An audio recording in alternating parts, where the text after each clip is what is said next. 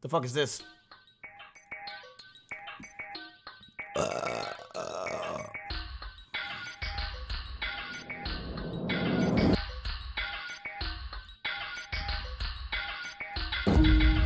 Monday. A whale explodes in a small town in Taiwan. President Hamid Karzai signs the new constitution of Afghanistan. And the day is just getting started. In North America, at around 8 a.m., an email appears in the inbox of a few users. Upon opening, there's an attachment. It has a generic name like document.txt or readme.doc, and to the mind of an unsuspecting 2004 human, it looks legit.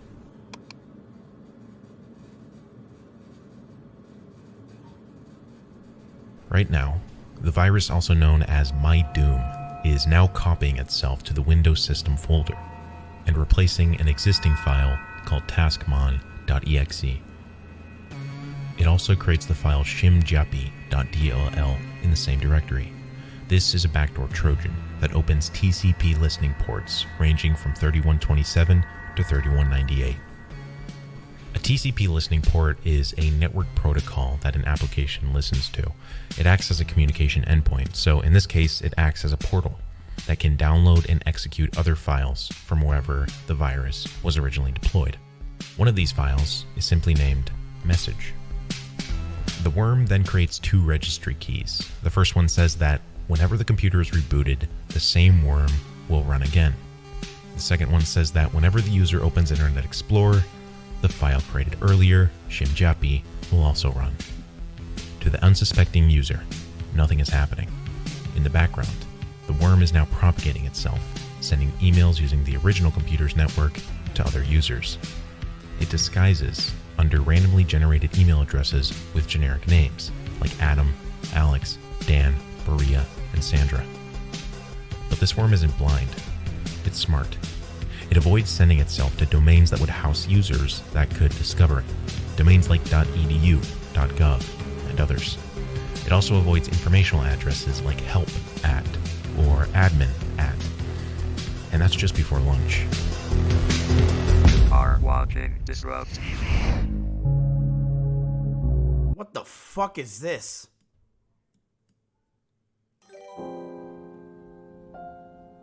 I think this looks like you.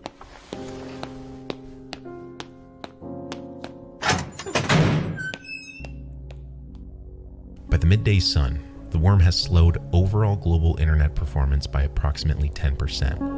Average web page loading times slow by 50%. The computing community is reporting that 1 in 10 email messages now contain the virus. The SEO Group, a software company creating Linux products, offers a $250,000 reward for information, leading to the arrest of the worm's creator. Oh shit. The FBI and Secret Service also open investigations. A second version of the worm has surfaced, mydoom.b. This new version includes a denial of service attack against the SEO Group and an identical attack against Microsoft. The worm will launch 64 threads, each of them requesting the main page of the websites. This process of requesting 64 times is repeated every second. The request is simple: get HTTP 1.1 from every infected machine throughout the globe. It's scheduled to begin in 6 days. What the fuck is this? Cat!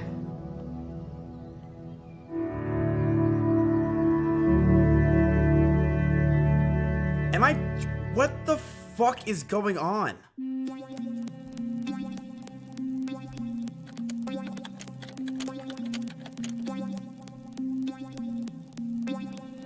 Marcus Hutchins walks out the front door of an Airbnb mansion in Las Vegas. He's retrieving his order of Big Mac and fries from a delivery driver when he notices something across the street. For a moment, he wonders, is this finally it? He brushes the thought off. This is his last night in the city. He's been at DEF CON, one of the world's largest hacking conferences where, for the past week, he's been partying and upheld as a hero because Less than 3 months earlier, he had saved the internet from one of the worst cyber attacks in history. WannaCry. Companies in Ukraine, Russia, the Netherlands, and England have all reported major disruption. He had found and triggered a secret kill switch in the self-propagating virus that had stopped the global spread.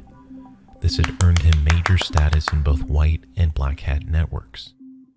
Now though, as he's at the airport, the TSA agents seem to be extra lenient with him. He doesn't even have to take his laptops out of their bag. He wanders the terminals, grabbing a Coke, and sitting patiently, ready to return to his job analyzing malware at a firm called Cryptos Logic. 3 men walk up. Are you Marcus Hutchins? His mind races through every possible illegal thing he's done that might have interested customs. Surely, he thought, it couldn't be the thing. That years-old unmentionable crime. Was it that he may have left marijuana in his bag? The agents walked him through a security area full of monitors and then sat him down in the interrogation room. For the next few minutes, the agents struck a friendly tone, asking Hutchins about his education and Cryptos Logic. For those minutes, Hutchins allowed himself to believe that perhaps the agents just wanted to know about WannaCry. Perhaps just a particularly aggressive way to get his cooperation into their investigation. Then, 11 minutes into the interview, his interrogators asked him about a program called Kronos.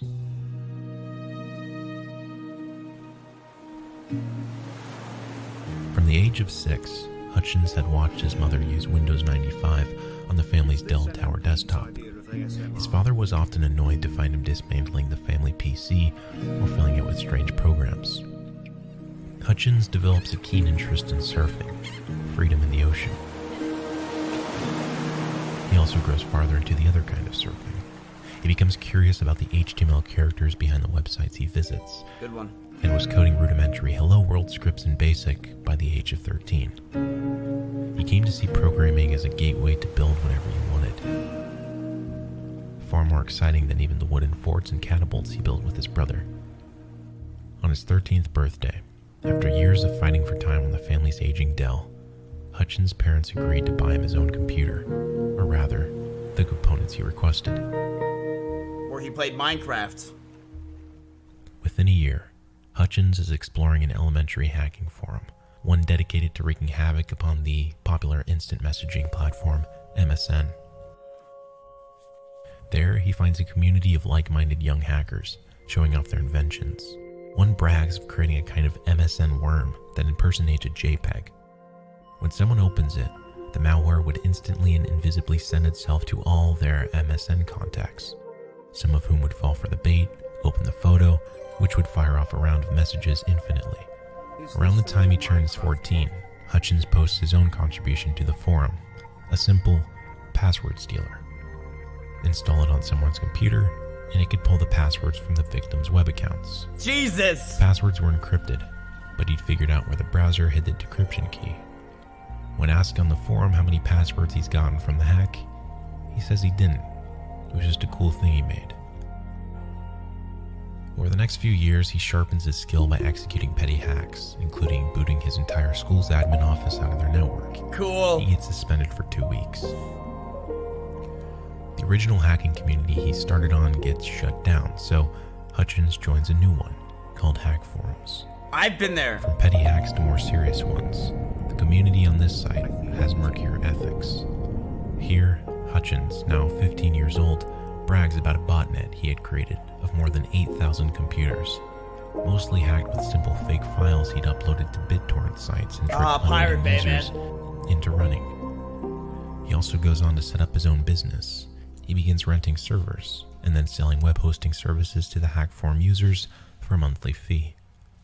The enterprise, which Hutchins calls ghost hunting, advertises itself as a place where all illegal sites are allowed.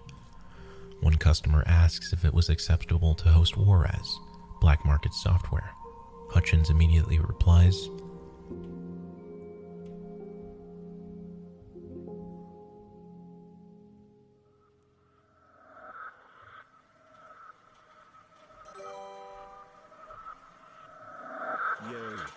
He's got some morals.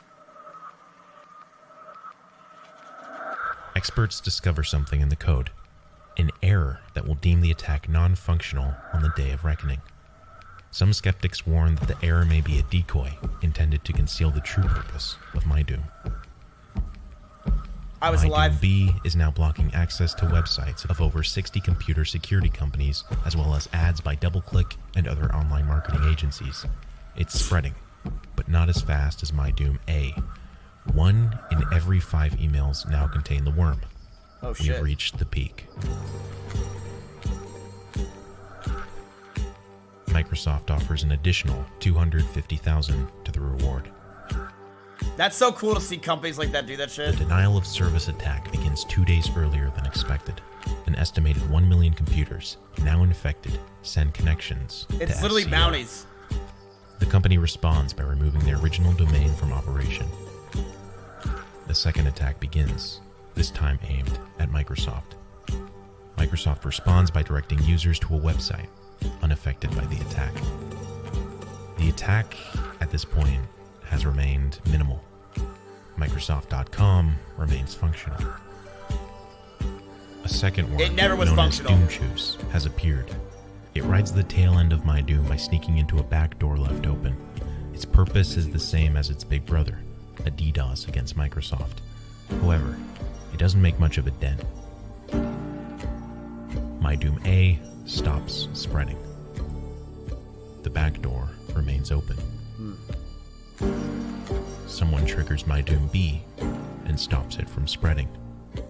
The back door remains open. Cyberspace returns to relative normality. While the creator of the virus remains a mystery, the country of origin has been pinpointed to Russia. A variant of MyDoom attacks Google, completely stopping functionality of the website for a large portion of the day.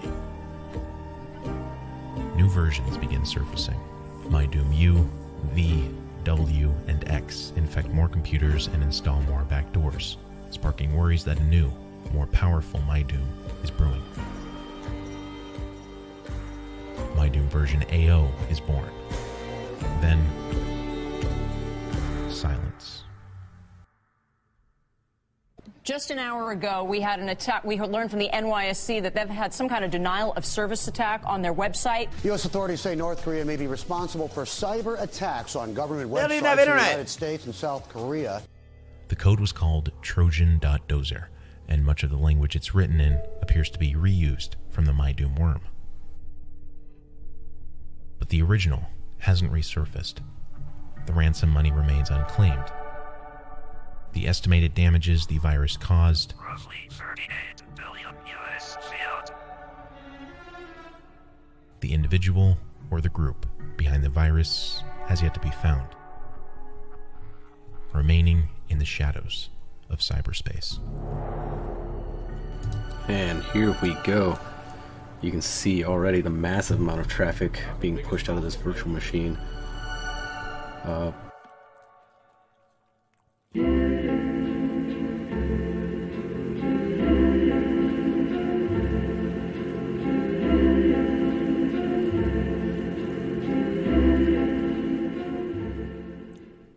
For every black hat hacker, there's a white hat hacker. Someone hired by a company to specialize in breaking software to ensure maximum security. These people know the ins and outs of computer science, but they started at the fundamentals. Offers foundational computer science courses for a fraction of the cost of traditional university rates. Whether you're looking to become a software developer, Oh, wait, it's an network ad. architect, or just want to feed your brain new valuable information, .org/disrupt. Damn, that was a good ad, honestly. I was like, huh?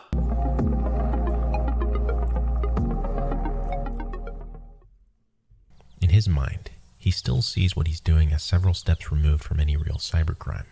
Hosting shady servers or stealing a few Facebook passwords hardly seems like a serious offense. He isn't, after all, carrying out bank fraud.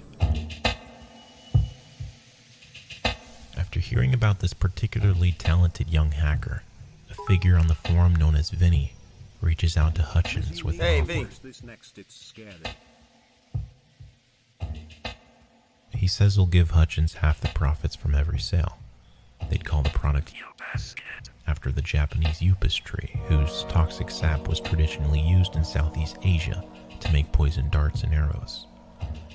Hutchins agrees, and after 9 months of work, the rootkit goes up for sale. Hutchins doesn't ask Vinny any questions about who is buying. The money starts rolling in, always in Bitcoin. The 17-year-old tells his parents he's been working on freelance programming projects. They buy it. He purchases new game consoles and even takes up crypto trading, creating his own programs that hedged his Bitcoin buys with short selling, protecting his holdings against the dramatic fluctuations of the early crypto market. Damn! With the success of Upaskit, Vinny tells Hutchins that it's time to build Upaskit 2.0. He wants new features for the sequel, including a keylogger that could record victims' every keystroke, the ability to see their entire screen, and a feature that could insert fake text entries and other content into the pages that the victims were seeing. Something called a web inject. This last demand in particular gives Hutchins a deeply uneasy feeling. Web injects have a very clear purpose. They're designed for bank fraud. See, most banks require a second factor of authentication when making a transfer. They often send code via text message to a user's phone and ask them to enter it on a web page. Web injects allow hackers to defeat that security measure by sleight of hand. A hacker initiates a bank transfer from the victim's account, and then, when the bank asks the hacker for a confirmation code, the hacker injects a fake message onto the victim's screen, asking them to perform a routine confirmation of their identity with a text message code. When the victim enters that code from their phone, the hacker passes it on to the bank, confirming the transfer out of their account. He would now, without a doubt, be helping thieves steal from innocent victims. He refuses.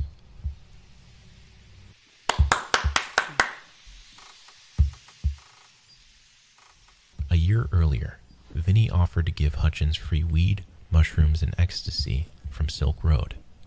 Against his better judgment, he agrees to share his address and name to the dark web associate. Oh no! Again, Hutchins declines. Knowing full well he couldn't find a better hacker than Hutchins, Vinny proposes something. Hutchins could code the updated pack just without the web inject. Hutchins agrees. As he develops the next generation rootkit over the following months, Hutchins begins attending a local community college. He develops a bond with one of his computer science professors and is surprised to discover that he actually wants to graduate. But he's strained under the load of studying while also building and maintaining Vinny's malware. His dark web business partner now seems impatient to have their new rootkit finished. He begins pinging Hutchins constantly, demanding updates. To cope, Hutchins begins turning back to Silk Road, buying amphetamines to replace his nighttime coffee binges. After 9 months of all-night coding sessions, the second version of Upaskit is ready. But as soon as Hutchins shares the finished code with Vinny, Vinny responds with a surprising revelation. He had secretly hired another coder to create the web injects that Hutchins refused to build. With the two programmers' work combined, Vinny has everything he needs to make a fully functioning bank Trojan. Hutchins is livid, speechless. He quickly realizes he has very little leverage against Vinny. The malware is already written, and for the most part, Hutchins had authored it. Vinny asks him to combine the two separate codes and reminds him if he quits now, he'll get nothing.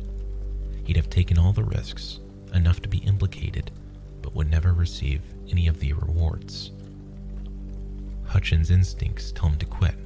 His actions go otherwise. The rootkit is ready. Vinny drops the Upas branding and changes it to the name of a cruel giant in Greek mythology, the father of Zeus and all the other vengeful gods in the pantheon of Mount Olympus, Kronos. And the famous WoW server. The malware is a modest success. It has bugs that need fixing, and those fixes fall on Hutchins' shoulder. Paired with his daytime responsibilities of studying, by night he takes more amphetamines, where he reaches states of euphoria. Only in this condition can he enjoy his work. He stays up for days, studying, coding and then crashing into a state of anxiety and depression before sleeping for 24-hour stretches. Between the highs and lows, he meets a friend from LA called Randy. Yo. Unlike Vinny, Randy is more open about his IRL life with Hutchins. The two form a friendship, and eventually Randy asks Hutchins to trade $10,000 of his money on the crypto programs. Hutchins agrees. One morning, Hutchins wakes up from a deep amphetamine bender to discover an electrical outage during the night. All of his computers had powered off just as Bitcoin's price crashed, erasing close to 5,000 of Randy's savings. Still near the bottom of his drug use, Hutchins panics. He finds Randy online and admits to losing his money.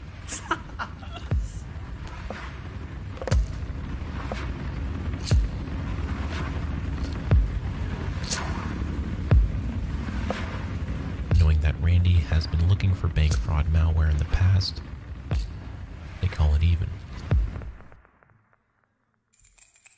Hutchins graduates from college in the spring of 2015. Looking to start life outside of schooling on the right foot, he quits the amphetamines, cold turkey. Oof. What follows are weeks of withdrawal. He falls behind on his Chronos work, and eventually, Vinny cuts him off. The Bitcoin payments stop coming. What? Hutchins largely leaves the hacking underworld and retreats into video games and Breaking Bad. Cool. During one episode, he receives tunnel vision, a sense of impending doom. He only leaves his home rarely to meet up with his friends or swim in the ocean. The waves provide him comfort, a reminder of his mortality. That's deep. Months clean, some of his strength returns. He rejoins cyberspace, this time as an anonymous blogger, reverse engineering some of the largest botnets in the wild. Over time, his readership grows into the tens of thousands, and he gains mutual respect between the black hat and white hat communities. Through this, he receives a job offer from Cryptos Logic. when he sees the six-figure annual salary. All right. It was more than he has ever earned as a cybercriminal malware developer. Hutchins comes to understand, for a talented hacker, crime truly doesn't pay.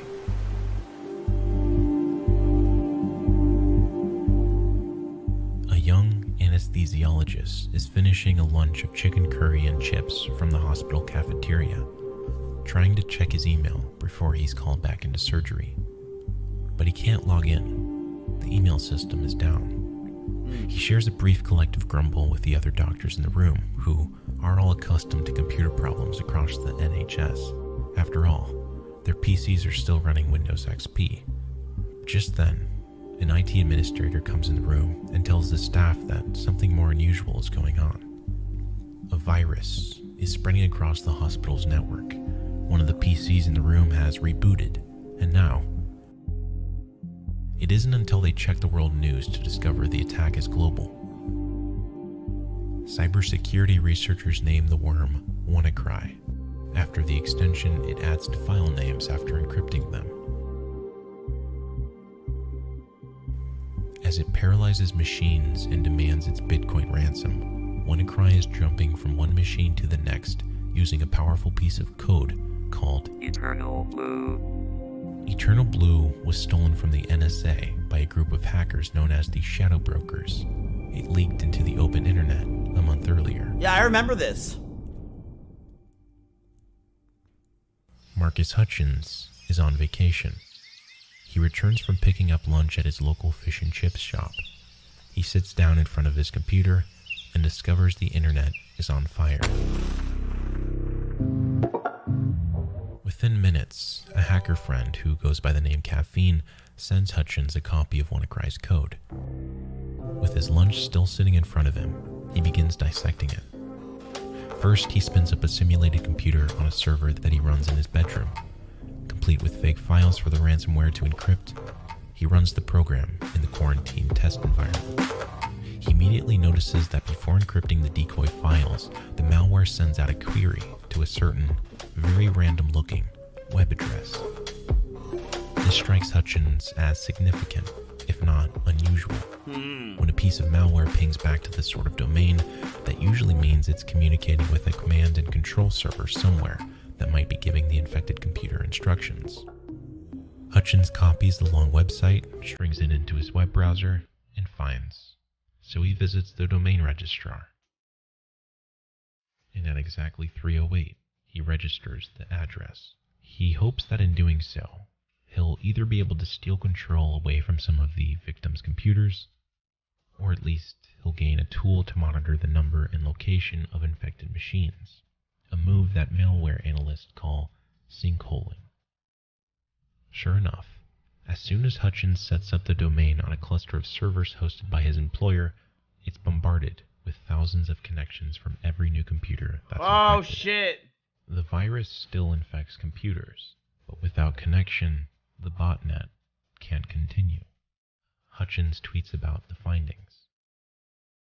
He is flooded with hundreds of emails from other researchers, journalists, and system admins trying to learn more about the plague devouring the world's networks. Over the next few days, Cryptos Logic and Hutchins fight to keep the domain online. If it goes down, the malware will spread again. They battle other botnets that attempt to DDoS against the kill switch. Eventually, Cloudflare steps in and offers their services. They absorb as much traffic as any botnet could throw at the kill switch domain, and the standoff is ended. Hutchins is now no longer anonymous. His newfound fame grows. A local pizza shop offers him free za for a year. Nice. His parents finally understand what he does for a living. But only at DEF CON did Hutchins truly allow himself to enjoy his new rock star status. It seems his crimes of past will remain that way. Oh, shit. The agents pull up a transcription of the conversation with Randy from 3 years earlier, followed by a warrant for his arrest on conspiracy to commit computer fraud and abuse. Hutchins is driven to a Las Vegas jail in a black FBI SUV that looks exactly like the one he'd spotted earlier. He's allowed one phone call, which he uses to contact his boss at Crypto, Salim Nino. News of his arrest spreads, and unbeknownst to him, the hacker community is raising the alarm, demanding his freedom. On the day he's arrested, a pair of well-known cybersecurity professionals named Tara Wheeler and Deviant Ollam are flying back to their home in Seattle from Las Vegas. The two have never met Hutchins and barely even interacted with him on Twitter. Wheeler has just received a 5-figure severance package from the security giant Symantec because her division had been shuttered. She and Ollam have been planning to use the money as a down payment on a new home. Instead, on a whim, they decide to spend it bailing out Marcus. Oh, fuck! Within 24 hours of leaving Las Vegas, they get a flight back to the city, and after many mix-ups, with a few minutes to spare, they hand the courthouse clerk a bail check. Damn, that's an appreciation thread. From here, Hutchins awaits trial in a crowded halfway house, while even more forces in the hacker community are gathering to come to his aid. Two well-known veteran lawyers, Brian Klein and hacker defense attorney Marcia Hoffman, take his case pro bono, on the condition he pleads not guilty and remains under house arrest in Los Angeles, where Klein has an office. Over the next 2 months, the lawyers chip away at his case. Eventually, he's allowed to travel beyond his temporary Marina Del Rey home and use computers once again. Oh, shit. Cryptos Logic has him on unpaid leave, so he spends his days surfing and cycling down the long seaside path that runs from the apartment to Malibu. He's in the city he's always dreamed of living in, but the circumstances leave him depressed. He's tormented by the truth. Despite all the talk of his heroics, he knows, deep down, he is guilty.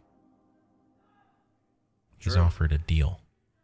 If he agrees to reveal everything he knows about the identities of other criminal hackers and malware authors, they would recommend a sentence of no prison time. Hutchins hesitates. He says he doesn't actually know anything about the identity of Vinny, their real target. But he also says that, on principle, he opposes snitching. He refuses.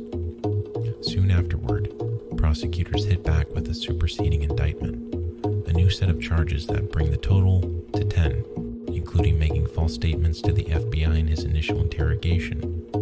Hutchins and his lawyers see the response as a strong-arm tactic, punishing Hutchins for refusing to accept the first offer. Yeah.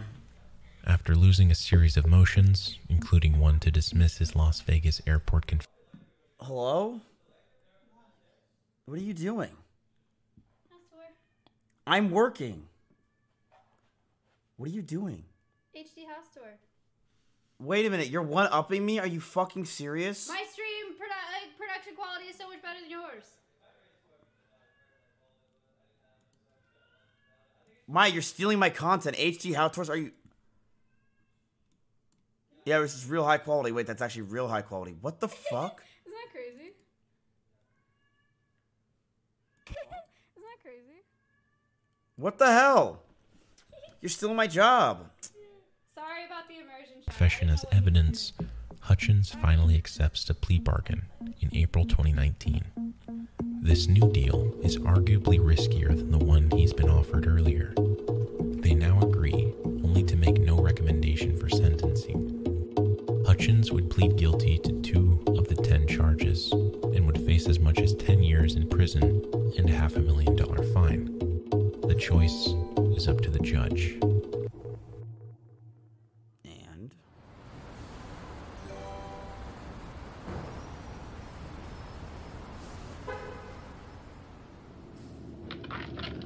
we see all sides of the human existence, both young, old, career criminals, those like yourself. One might view the ignoble conduct that underlies this case against the backdrop of what some have described as the work of a hero.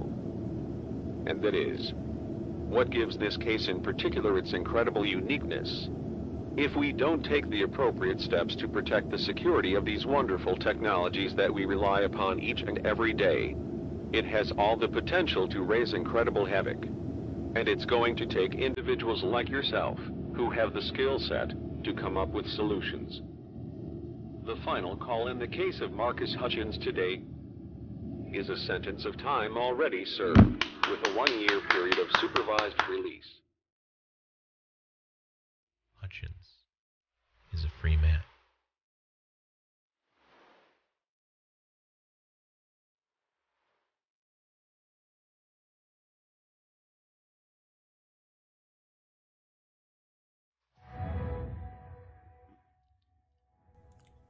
what an insane video. What the actual fuck was that, chat? What the actual fuck was that? Holy shit. Oh my god. That was nuts. That was fucking nuts. Holy shit. That was probably the best video we watched all year. It's been a good 18 days. My god, that was crazy.